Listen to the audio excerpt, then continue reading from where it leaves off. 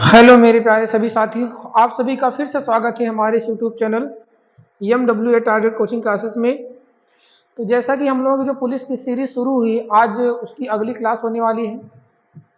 मुझे आशा है कि आप लोग भी मेरे साथ मेहनत कर रहे होंगे। ईमानदारी से मेहनत करिए और लगे रहिए, ठीक है ना।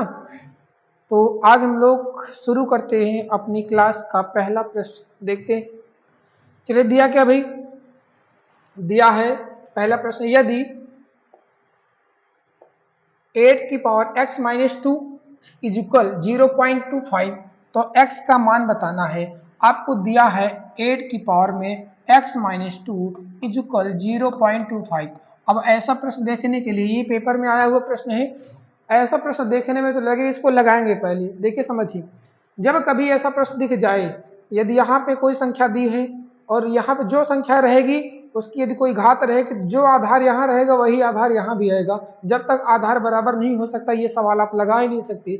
अब इसके लिए करना क्या पड़ेगा, हमको आधार बराबर करने पड़ेगा। इसके लिए क्या करेंगे, अब इसको हम सरल करते जाएंगे तो कुछ न कुछ हो सकता है निकल के आएगा। देखिए कैसे निकल के आएगा। जब हम इसको सरल करने चलेंगे, इसमें दशमलव हटाएंगे तो बटे में, देखिए 2 का दशमलव बटे में क्या लगाएंगे हम, 2 जीरो। 25 से काटेंगे, ये 4 बार में घटा, तो आपको हो गया 8 की power x minus two equal 1/4। आपको पता होना चाहिए, आपको पता होना चाहिए कि 1/4 को हम कहते हैं 2 की घात में 2।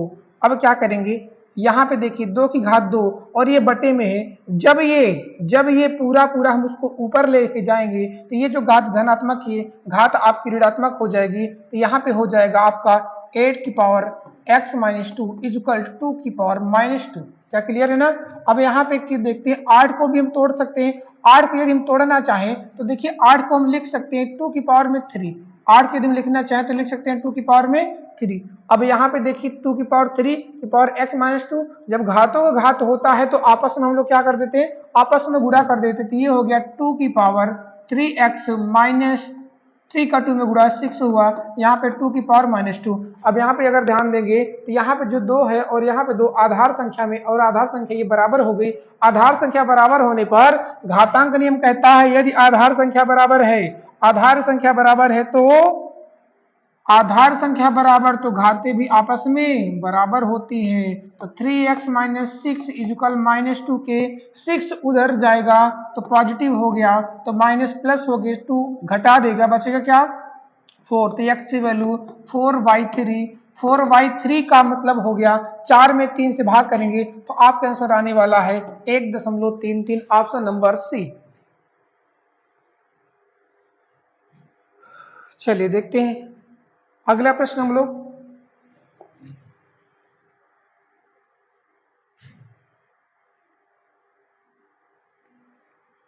दिया है 2 की पावर 3, 3 की पावर 4, 5 की पावर 5 के कुल गुणनखंडों की संख्या, कुल गुणनखंडों की संख्या।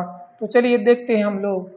भाई दिया है कुल गुणनखंड, जब आधार संख्या तथा घात संख्या में दी रहे, कोई भी संख्या आधार संख्या तथा घात संख्या में दी रही, अब पूछे कुल गुणनखंडों की संख्या, तो आपको ज्यादा दिमाग नहीं लगाना। लगाना क्या है, सिर्फ घातों में क्या करना है, घातों में एक बढ़ा लेना है। लेकिन कब, जब यहाँ पे लिखा है 2 की पावर 3 और 3 की पावर 4 और 5 की पावर 5, आधार संख्याएं जो हो वो एक अभाज्य संख्या हो। क्या होनी चाहिए, आधार संख्या जब अभाज्य संख्या हो और आपसे पूछ ले कुल गुणनखंड कितने होंगे, तो घात संख्या में एक बढ़ा के आपस में गुणा कर लेंगे, कुल गुणनखंडों की संख्या निकल जाएगी। तो 3 में एक बढ़ाएंगे 4 और 4 में एक बढ़ाएंगे 5, 5 में एक बढ़ाएंगे 6, इसको आपस में गुणा करेंगे तो 6 पंच 30, 30 चौके 12, 120। आपका ऑप्शन नंबर सी। ठीक है भाई, जब आधार संख्या अभाज्य संख्या हो, आधार संख्या अभाज्य संख्या हो, कुल गुणनखंड पूछे तो घातों में एक बढ़ा के आपस में गुणा कर लिया जाता है। अगला प्रश्न, अगला प्रश्न दिया है 3 अंकों की ऐसी कितनी संख्या, 3 अंकों की ऐसी कितनी संख्याएं हैं जो 19 से पूर्णतः विभाजित होंगी, जो 19 से पूर्णतः विभाजित होगी। तो ध्यान दीजिए बच्चा, 3 अंकों की संख्या चाहिए, तो 3 अंकों की संख्या शुरू कहां से होती है, 3 अंकों की संख्या शुरू होती है 100 से और जाती कहां तक है, 9 से 99 तक। तो आपको जो चाहिए इन्हीं से लेके, यानी 100 से लेके 9 से 99 तक होनी चाहिए। कह रहा किससे कटना चाहिए, 19 से पूर्णतः विभाजित होनी चाहिए। तो आप ये पता करिए 19 से कटने वाली कितनी संख्या है जो इन दोनों के बीच में है। पहले एक काम कर लेते हैं, 100 के पहले कितनी संख्या है, 100 के पहले कितनी संख्या जो 19 से कटेगी, तो 19 से यदि काटने चलेंगे तो 19 पंचे 95, 5 संख्या ऐसी है जो 100 से पहले हो जाएंगी। तो 999 तक कितनी संख्या है, 999 तक कितनी संख्या, 19 से काटे, 19 पंचे 95 बचा 4, 49 हो गया, 19 दूनी 38 हो गया, आपका 19 दूनी 38, टोटल कितनी संख्या है 52। 52 संख्याएं कैसी है, 1 से लेकर 99 तक 52 संख्याएं हैं और 100 के पहले 5 संख्याएं हैं। तो पूछा है 100 से 999 के बीच में यानी 3 अंक में, तो 52 टोटल है। 100 के पहले 5 संख्याएं उसको घटा देंगे तो आपका आंसर हो गया 47, ऑप्शन नंबर बी। चलिए देखिए भाई, मेरे साथ ईमानदारी से लगे रहिए, जो हम लोगों की पुलिस की सीरीज चल रही है उसमें आपको बेहतर से बेहतर प्रश्न देने की कोशिश रहेगी हमारी। चलिए अगला प्रश्न देखिए दिया है, एक पालतू पशु पक्षियों की दुकान के मालिक को रुपए 800 में 8 चिड़िया बेचने पर 3 चिड़ियों के क्रय मूल्य के बराबर हानि होती है। यहाँ सॉरी, यहाँ पे होना चाहिए 3, ये गलती से हो गया है, यहाँ पे रहेगा 3 चिड़ियों के क्रय मूल्य के बराबर हानि होती है, तब एक चिड़िया का क्रय मूल्य बताइए। अब जरा ये बताइए, उसने दुकानदार ने कितनी चिड़िया बेची है, कितनी चिड़िया बेची है, 8 चिड़िया बेची है, 3 का उसको नुकसान हो गया तो बेचना कितना चाहिए था, 500 को बेचना चाहिए था, तो ना उसको लाभ होता ना उसको हानि होती। समझ में आया ना, 8 चिड़िया बेचने से 3 चिड़ियों के क्रय मूल्य के बराबर हानि हो रही, भाई 8 बेच के 3 चिड़ियों के क्रय मूल्य के बराबर हानि हो रही, तो उसको बेचना कितना चाहिए था, 5 ही तो बेचना चाहिए था।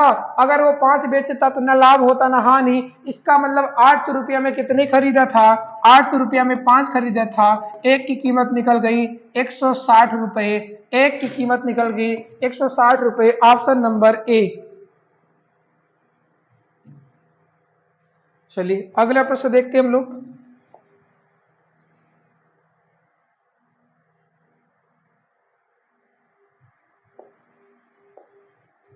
दिया है ₹800 वाली एक पुस्तक ₹68 में बेची गई तो अंकित मूल्य का कितना भाग छूट के रूप में प्राप्त हुआ। एक चीज समझिए, 68 रुपये में बेची गई, अंकित मूल्य का यानी ये जो होने वाला ये आपका अंकित मूल्य होना चाहिए। क्या होना चाहिए, ये अंकित मूल्य होना चाहिए। 80 रुपए अंकित मूल्य वाली एक पुस्तक 68 रुपए में बेच दी गई तो अंकित मूल्य का कितना भाग छूट के रूप में प्राप्त हुआ। अच्छा बताओ, लिखा कितना था 80, बेचा कितने में 68, तो छूट कितना मिली, छूट मिल रही है 12 रुपए की छूट मिल रही है। क्यों भाई, छूट मिल रही 12 रुपए की। तो पूछा है अंकित मूल्य का कितना भाग छूट के रूप में मिला। भैया अंकित मूल्य है 80, छूट मिला 12, कितना भाग है, 4 3 12, 4 दूनी 8, 20, 3/20 भाग छूट के रूप में यानी डिस्काउंट के रूप में प्राप्त हुआ है। यही आपसे पूछ रहा है अंकित मूल्य का कितना भाग छूट के रूप में मिला, तो 3/20 भाग, ऑप्शन नंबर बी। चले अगला प्रश्न देखते हैं हम लोग।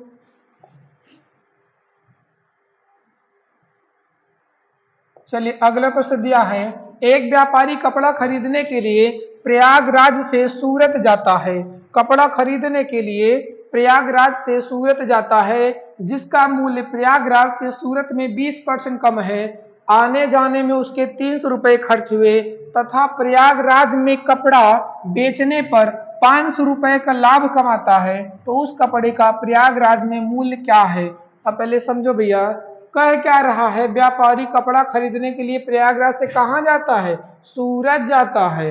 फिर क्या कहा, जहां पे कपड़ा क्या है सूरत में 20% सस्ता है, 20% सस्ता है, आने जाने में 300 रुपया खर्चा भी किया, आने जाने में 300 रुपया उसने खर्चा भी किया और खर्चा करने के बाद भी उसको 500 रुपए का लाभ हो रहा। भैया कितने का लाभ हो रहा, 500 रुपए का लाभ हो रहा। अच्छा ये बताइए, अगर आने जाने में 300 रुपया उसका खर्चा ना हुआ होता, आने जाने में 300 रुपया खर्चा ना हुआ होता, तब उसको कितना लाभ होता, 300 रुपया इसका और लाभ हो जाता, तो टोटल 5 3 800 रुपया। हम लोग भी तो यही करते हैं, आप थोड़ा दूर जाने के बजाय 100 रुपया बचाने के बजाय लोग क्या करते हैं, बगल में दुकान रहती है वहीं खरीद लेते हैं। किस लिए, हम ये जोड़ते हैं ना वहां तक जाएंगे तो हमारा पेट्रोल कितना खर्च हो जाएगा, मेरा बचेगा कि नहीं बचेगा।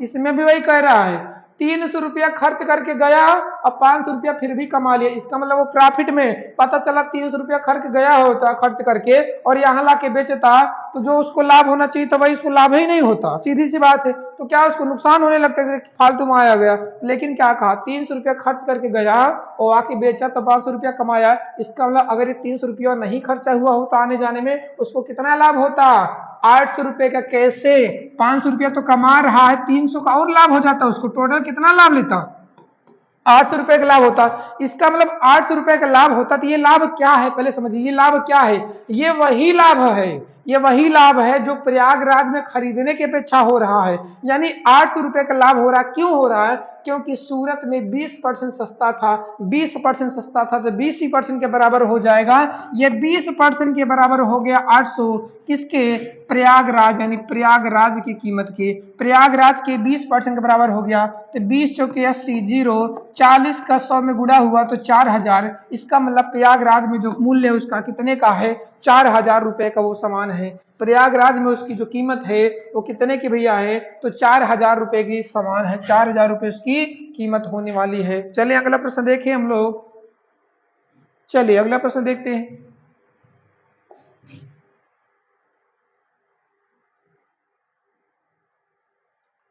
अगला प्रश्न कह रहा है किसी लेन देन में एक दुकानदार लागत पर 100% मुनाफा कमाता है, लागत पर यह 100% मुनाफा कमा रहा है। फिर क्या कह रहा है, यदि लागत 100% बढ़ जाती है तो नए लाभ और विक्रय मूल्य के बीच का अनुपात क्या होगा। पहले एक काम करिए, जो उस वस्तु की जो कीमत है, उस वस्तु की कीमत ही ना, उस वस्तु की कीमत यानी कास्ट प्राइस मान लीजिए उसका कास्ट प्राइस कितना था भैया, 100 रुपया। दुकानदार लागत पर कितना लाभ ले रहा है, 400%। अगर 100 रुपया लाभ ले रहा है तो 400% लाभ ले रहा है तो बेचा कितने में, 100 रुपया कीमत, 400% मुनाफा, तो बेचा कितना, 500 में बेच रहा है, यही ना। अब क्या कह रहा, लागत को 100% बढ़ा दें, जो अभी तक लागत थी इस 100% बढ़ा दें, तो 100% बढ़ा के चाहे तो उसको आप सीधा सीधा क्या कर देंगे, 200 कर दीजिए। इसको लागत क्या कर दी, क्योंकि 100 में सीधा आप जोड़ सकते हैं, 100 में घटा सकते हैं। लागत 100% बढ़ गई तो नए लाभ और विक्रय मूल्य के बीच अनुपात बताइए। अच्छा विक्रय मूल्य कितना है, 500 रुपया। अब बताइए नया लाभ कितना है, 500 रुपया में 200 घटा देंगे तो लाभ पता चल गया ना बाबू, लाभ कितने का हो रहा है, 500 में 200 घटा देंगे तो आएगा कितना, 300 का लाभ हो रहा है। तो यही आपसे पूछा है, नया लाभ 300 और तथा विक्रय मूल्य 500 का रेशियो कितना आ गया भैया, 3:5। आपका आंसर ऑप्शन नंबर सी 3:5 हो गया।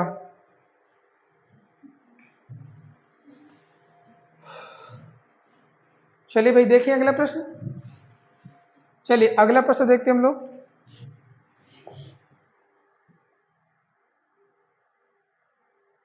ऐसा प्रश्न अगर पेपर में आ जाए तो एक बार दिमाग हिल जाएगा, हो सकता है आप छोड़ के भी पेपर में चले आए, लेकिन इसको आज आसानी से निपटाएंगे, देखिए कैसे निपटाते हैं। यदि ऐसा प्रश्न पेपर में मिल जाए तो आप लोग क्या करेंगे, उसको जल्दी से छोड़ देंगे, छोड़ के आगे करके बढ़ जाएंगे। चलिए देखते हैं, लेकिन आज इसको निपटाएंगे कैसे, ठीक है ना। जब कभी पेपर में आपको ऐसा प्रश्न दिख जाए तो आपको काम क्या करना है भैया, डर के भागना नहीं, डर के नहीं भागना, पहले इसको ठीक तो करो। देखो 2 एकम 2 एक, 3/2, इसको लिखेंगे 3 एकम 3 एक, 4/3, इसको लिखेंगे 4 एकम 4 एक, 5/4, ऐसे लिखते हुए जाएंगे तो 998 एकम 998 यानी 999 बटे में आएगा 998। अब जरा इसमें देखो बच्चा कुछ समझ में आ रहा है, कोई लॉजिक समझ में आया, देखो समझ में क्या आ रहा है, इसमें का ये पहला अंश, इसमें का हर खत्म, इसमें का ये खत्म, यानी यहाँ कहीं 5 होगा खत्म, यानी ऐसे क्रॉस कर रहा है, ऐसे काटते हुए जाएंगे, ऐसे काटते हुए जाएंगे तो इधर बच रहा है 999, इधर बचेगा आपका 2, तो आपका आंसर हो गया 999/2, ऑप्शन नंबर बी। बताओ भैया समझ में आया ये। जब कभी ऐसा प्रश्न पेपर में दिख जाए, जब कभी ऐसा प्रश्न पेपर में दिख जाए तो छोड़ के नहीं आना, एक बार कोशिश तो करना है। मेरे प्यारे सभी साथियों, यदि ये समझ में आ रहा है तो चैनल को लाइक शेयर तथा सब्सक्राइब करें। चलिए देखते हैं अगला प्रश्न हम लोग।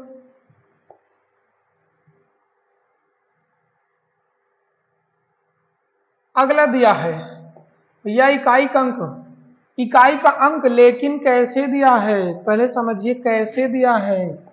देखो भैया कैसे दिया है, ये देख रहे हैं ना कैसे दिया है। हाँ चलिए समझते हैं कैसे दिया।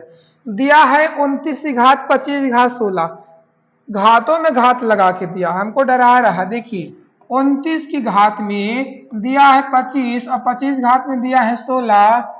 चलिए आपको पता होना चाहिए बाबू, यदि पता है तो ये सवाल आप आसानी से बिना पेन चलाए लगा सकते हैं। कैसे, पहले समझिए। इसके लिए कुछ कॉन्सेप्ट आपको पता होना चाहिए। पहले क्या, पहले तो आपको ये पता होना चाहिए इकाई का अंक कैसे निकालते हैं। तो आप थोड़ी सी चर्चा 1 मिनट का टाइम लेंगे, आप देख लेते हैं इकाई का अंक कैसे निकालते हैं उसका एक छोटे रूप में। जब कभी देखिए ये आधार संख्या, जब ये क्या है आधार संख्या, ये सब उसकी क्या है घात संख्या।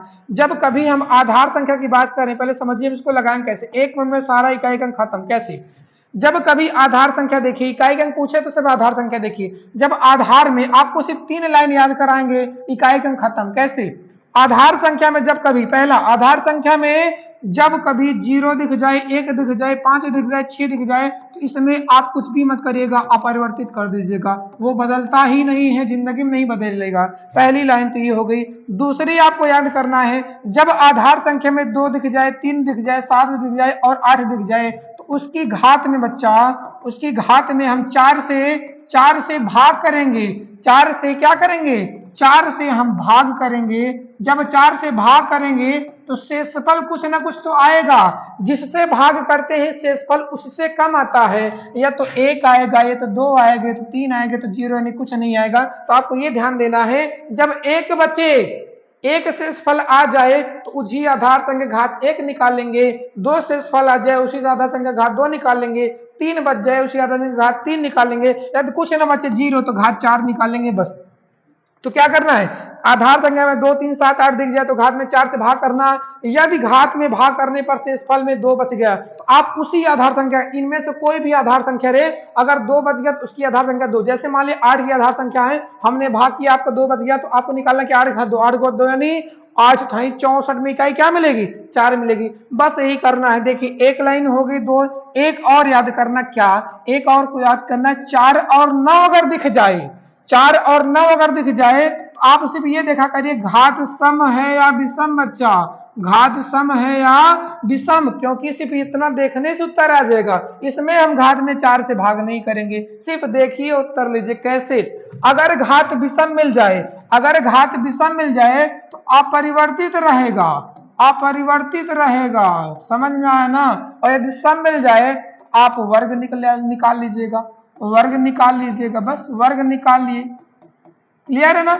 बस यही आपको 3 लाइन याद करना है और इकाई का अंक से खत्म, झंझट खत्म। कैसे, 0 1 5 6 अपरिवर्तित, 2 3 7 8 में घात में 4 से भाग, शेषफल 1 2 3 या 0 बचे, 0 बचे तो उसको 4 मान लीजिए और उसी आधार संख्या को वही घात निकाल लीजिएगा। यदि 4 या 9 दिख जाए आधार संख्या में, किसमें, आधार संख्या में 4 या 9 दिख जाए तो घात सम या विषम देखते हैं, और घात विषम रहेगी तो अपरिवर्तित रहेगा, और सम रहेगी तो आप क्या कर लेंगे, उसी का स्क्वायर कर लेंगे, वर्ग निकाल लेंगे बस। तो देखिए सारे के सारे इकाई का अंक खत्म हो गया। क्लियर है ना।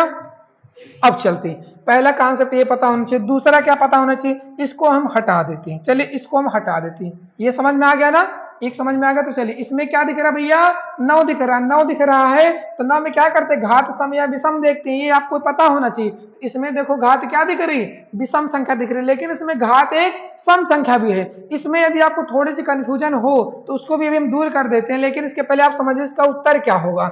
आधार संख्या यदि 9 है, मैंने क्या लिखा है, यदि घात विषम संख्या दिख जाए, इसके बाद जो जस्ट में घात बन जाए, जो तुरंत घात हो, बस वही ध्यान दिया करें, उसके घात में चाहे जो भी हो, कोई भी सम संख्या विषम संख्या हो तो करना क्या है, यदि आधार संख्या 9 है उसकी घात विषम संख्या है तो इकाई का क्या हो जाएगा, अपरिवर्तित रहेगा। बच्चा अपरिवर्तित का मतलब है नहीं बदलेगा, तो रहेगा क्या, 9 रहेगा ना, 9 रहेगा। चलिए देख लेते, हो गया भैया। चलिए इकाई क्रम खत्म। चलिए अगला, अगला प्रश्न देखते हैं।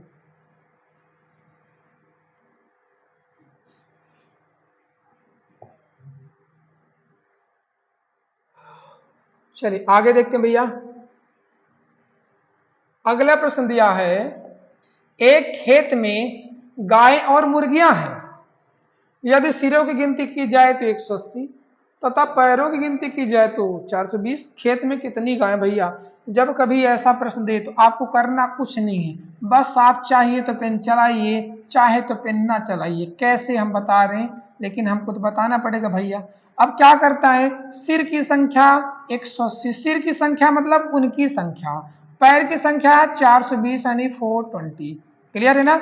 जब कभी ऐसा प्रश्न दिख जाए भैया सभी के सिर की संख्या उनकी संख्या, इसमें देखिए है क्या, गाय और मुर्गी। मुर्गी के 2 पैर होंगे। अगर सभी मुर्गियां होती तो जितने सिर होते उसका दुगना पैर होता, बस यही होता। लेकिन कुछ गाय हैं भैया, गाय के 4 पैर होते हैं। एक काम करते हैं, अगर सिर को दुगना कर लिया जाए, सिर को दुगना कर ले तो आए कितना, 360। सिर को दुगना करके पैर से घटा दिया जाएगा तो जो बचेगा उसको भी हम और आधा कर लेंगे, तो जो बचा वो 4 पैर वाले जानवरों की संख्या है। तो 4 पैर वाला होता कौन भैया, मुर्गी या गाय? कहेंगे मुर्गी जी, गलत, मुर्गी कहाँ होती जी, गाय होती ना। तो कितना हो जाएगा, गाय। 4 पैर वाले जानवरों की संख्या क्या हो जाएगी, 30। करना क्या है, जब कभी ऐसा प्रश्न दिख जाए तो सिर को दुगना करके पैर से घटा के आधा काट दो। आधा हम क्यों काटते हैं भाई, समझो, सिर को दुगना किए तो दुगना करने के बाद जो बचा उसमें अभी गाय का 2 पैर जुड़ा है, उसको भी आधा करो। उसको भी आधा करेंगे तो गाय के सिंगल पैर की संख्या बता दिया, जो कि कितना है, 30।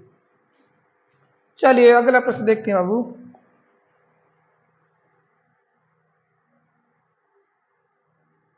एक व्यक्ति अपनी आय 3 माह की आय को, क्या दिया भैया, एक व्यक्ति अपनी, अच्छा 3 माह की आय, एक व्यक्ति अपनी 3 माह की आय को 4 माह में खर्च कर देता है। मतलब जो 3 महीने में कमा रहा है वो 4 महीने में खर्चा कर रहा है। और क्या कर रहा है, यदि उसकी मासिक आमदनी 1000 रुपया है, भैया ये बताइए, अगर वो महीने में कमा रहा है, 1000 रुपया, तो साल भर में कितना कमाएगा भैया? साल भर में कमाएगा 12,000 रुपये ही ना, यानी साल भर में कमाएगा 12,000 रुपया। पूछ रहा है बचाएगा कितना। अच्छा बताओ, एक महीने में कमाया 1000, तो टोटल साल भर कमाया 12,000। अब खर्चा कैसे कर रहा है, ये तो हो गई उसकी आय। अब उसका खर्च यानी व्यय कितना भैया, व्यय कैसे कर रहा है, देखो कह रहा है जो 3 महीने में कमा रहा है वो 4 महीने में खर्चा कर रहा है। अच्छा 1000 रुपया महीना कमाएगा तो 3 महीने में कितना कमाएगा, 3 महीने में कमाएगा 3000 रुपया, और जो 3000 रुपया था वो 4 महीने में खर्चा कर दा। इसका मतलब 4 महीने का खर्च, 3000 रुपया बाबू। क्यों, 4 महीने का खर्च कितना है, 3000 रुपया है। तो कह क्या रहा है, साल भर की बचत। अगर 4 महीने में वो 3000 खर्चा कर रहा है तो 8 महीने में 6000 करेगा, 12 महीने में कितना करेगा, 12 महीने मतलब 3 गुना कर दो, 3 गुना कर देंगे तो 9000 रुपया खर्चा कर दिया।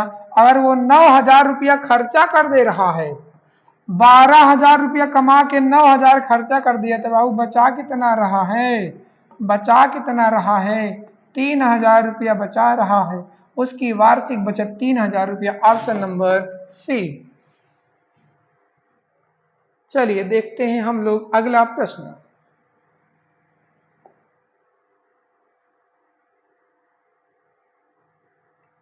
एक सिपाही एक चोर के पीछे पड़ा भैया। एक सिपाही एक चोर को 300 मीटर की दूरी पर देखता है।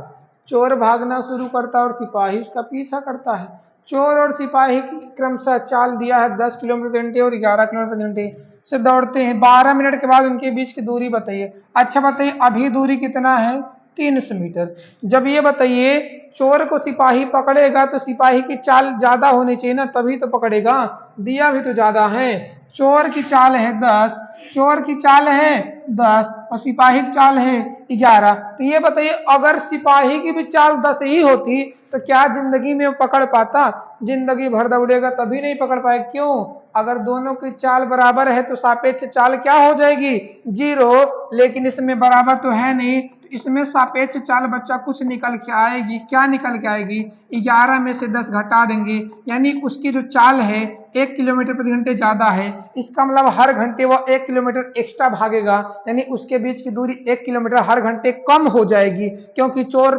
पकड़ रहा है। अब ये बताइए यहाँ पे 4 किलोमीटर प्रति घंटे में है, लेकिन दूरी किसमें है, मीटर में, और पूछा है 12 मिनट के बाद उनके बीच की दूरी। तो एक काम कर लेते हैं, जो यहाँ चाल हम लिखे हैं किलोमीटर प्रति घंटे, इसको बदल लेते हैं मीटर पर सेकंड में, क्योंकि दूरी मीटर में है। तो किलोमीटर प्रति घंटे को मीटर पर सेकंड बदलने के लिए हम लोग 5/18 गुणा करते हैं। तो आपकी चाल हो गई 5/18 मीटर पर सेकेंड। इस चाल से अगर जाएगा तो 12 मिनट में कितना दूरी कम होगी, कितना दूरी कम होगी, तो ये बताइए। दूरी ये पता है, चाल पता है, सॉरी समय पता है, चाल पता है, तो दूरी निकाल लेते हैं। दूरी बराबर होता है चाल गुणे, चाल हो गई 5/18, एक का कोई मतलब नहीं, दूरी बराबर चाल गुणे समय। 12 मिनट है, मिनट को चाहिए अब सेकंड में, क्योंकि यहाँ पे चाल मीटर पर सेकंड में है, तो मिनट को सेकंड बदलेंगे, 60 से गुणा करेंगे, 6 दूनी 12 और 6 तिया 18, 3 दूनी 6, गुणा करिए 5 दूनी 10 और 20 का गुणा किए तो 200 मीटर दूरी जाएंगे। 200 मीटर दूरी कम हो गई, 200 मीटर दूरी कम हो गई, तो बची कितनी उनके बीच की दूरी भैया, बची कितनी है, 300 में 200 घटा दीजिए ना, बचा कितना है, उनके बीच की दूरी 100 मीटर अभी रह गई है। बस पूछा नहीं बीच की दूरी बताइए, बीच की दूरी कितना है, 100 मीटर अभी दूरी रह गई है। चलिए देखिए अगला प्रश्न हम लोग, चलिए अगला प्रश्न देखते हैं बाबू। दिया है उस वृत्त के चतुर्थांश का परिमाप ज्ञात कीजिए जिसकी परिमिति 44 सेंटीमीटर, जिसकी परिमिति भैया 44 सेंटीमीटर है, ठीक है ना। ये बताइए, पहले तो वृत्त की बात कर रहा है, ठीक है ना। एक हम वृत्त बना ले, कहिए तो एक हम वृत्त बना ले। चलिए आपको पता होना चाहिए जो वृत्त होता है, जो सर्किल होता है, वो कितने का होता है, 360 डिग्री का होता है, आपको पता होना चाहिए। कह रहा चतुर्थांश का परिमाप बताइए जिसकी परिमिति, परिमिति का मतलब होता है, परिमिति का मतलब होता है परिधि, और परिधि का फार्मूला होता है 2πr, जहां r क्या है, उसकी त्रिज्या है। r क्या होती, त्रिज्या। इसमें दिया क्या है, परिमिति दिया है 44, इसका मतलब 2πr का मान दिया है 44। तो आपको पता होना चाहिए पाई का मान होता है 22/7, आर हमको निकालना है 44, सरल करेंगे, 22 दूनी 44 से 44 खत्म हो गया, आर का मान हो गया 7, यानी इसकी जो त्रिज्या आ गई 7 हो गई। अब आपसे क्या कह रहा है, अब कह क्या रहा है, पूछा क्या है, वृत्त के चतुर्थांश का परिमाप बताइए। वृत्त के चतुर्थांश का मतलब होता है उस चीज को 4 टुकड़ों में बांटिए, चतुर्थ अंश, चौथा अंश यानी 1 भाग का मान पूछा है, 1 भाग यानी परिमाप का मान पूछा है, यानी इसका मान पूछा है। जरा बताओ भैया कैसे निकालेंगे, पहले समझिए। आपको पता होना चाहिए पूरे का जो मान है, पूरे का मान था 44, अगर पूरा इन चारों भाग, ये देखिए 4 बराबर भागों में बढ़ गया, अगर ये 4 बराबर भागों में बढ़ गया, पहला भाग ये हो गया, दूसरा भाग ये, तीसरा ये, 4 भाग, अगर 4 भागों में बढ़ गया, चारों भाग का मान 44 है, तो एक भाग का मान क्या हो गया, एक भाग का मान हो जाएगा 44 बटे में 11 कर देंगे, सॉरी 44 बटे में 4 कर देंगे, तो आपका आ जाएगा 11, एक भाग कर दी, कितना आ गया 11 सेंटीमीटर। तो एक यहां से यहां तक का मान हो गया, लेकिन पूछा क्या है, एक ऐसे टुकड़ा है, इसका परिमाप मतलब ये यहां तो चाहिए चाहिए, प्लस ये भी तो रहेगा, इसका मतलब 2 ठो त्रिज्या भी तो है, यहां से यहां तक त्रिज्या, यहां से त्रिज्या भी जुड़ जाएगी, तो 11 में आप जोड़ देंगे 2 बार त्रिज्या, एक बार त्रिज्या का मान 7 आया, तो 7 दूनी हो जाएगा 14, हम जोड़ दिए बच्चा, तो 4 एक कितना हो गया 5 और 1 1 2, आ गया भैया 25 सेंटीमीटर, कितना है 25 सेंटीमीटर, उसका चतुर्थांश का परिमाप हो जाएगा 25 सेंटीमीटर। क्या क्लियर है भाई। चलिए अगला प्रश्न देखते हैं हम लोग।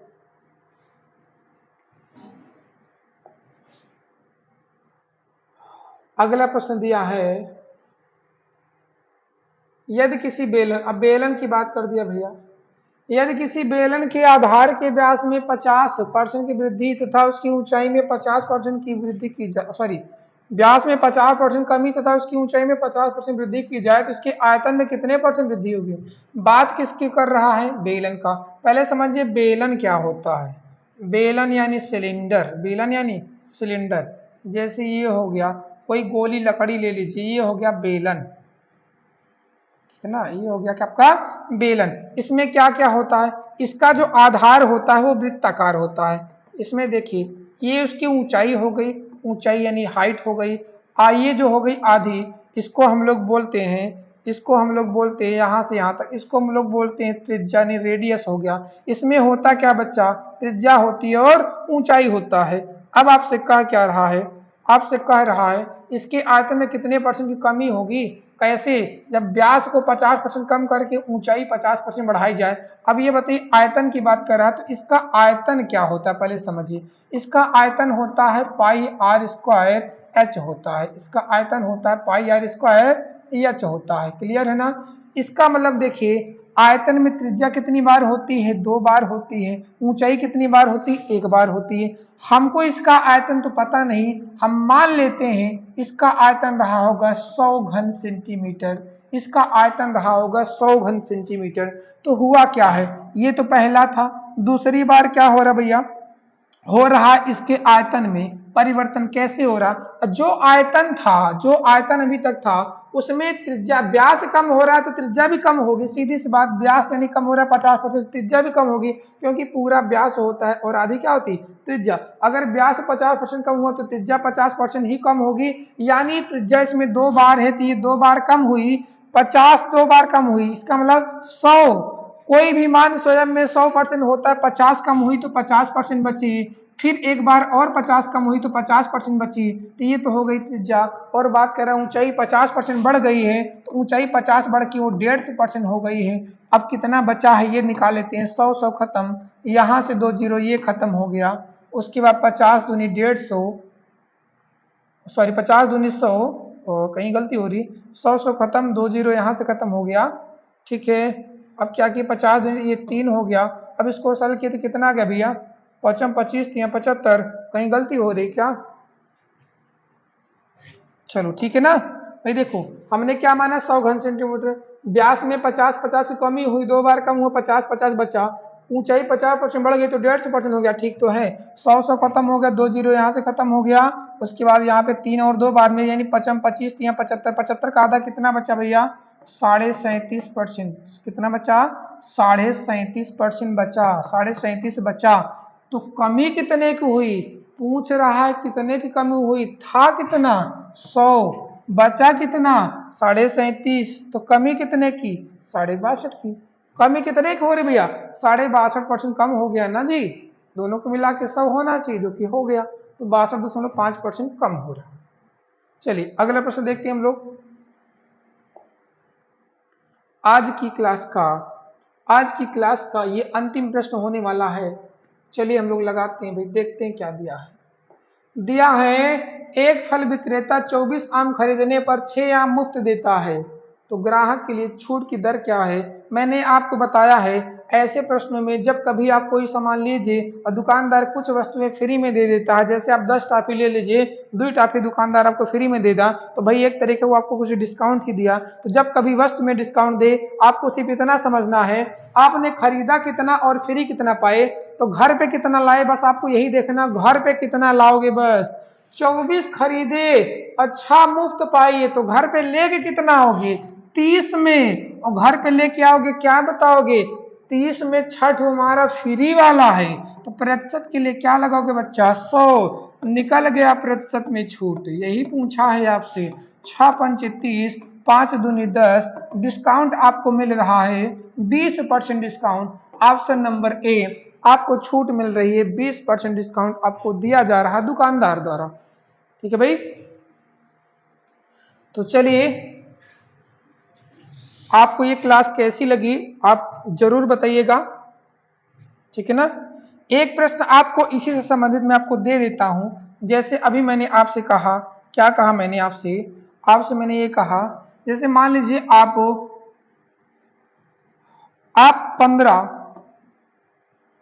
15 सेब खरीदे, 15 सेब खरीदे और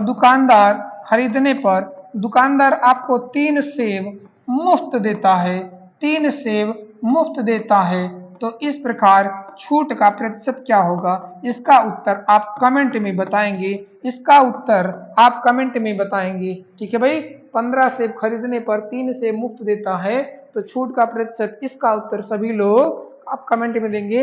यदि ये क्लास, ये सेशन पसंद आया हो तो ये क्लास जो है आप लाइक करिए, शेयर करिए, सब्सक्राइब करिए, अपने यार मित्रों के साथ इसको साझा करिए। तो चलिए आज के लिए आप सभी का धन्यवाद। हम लोग मिलते हैं कल की क्लास में। तो बाय बाय, थैंक यू।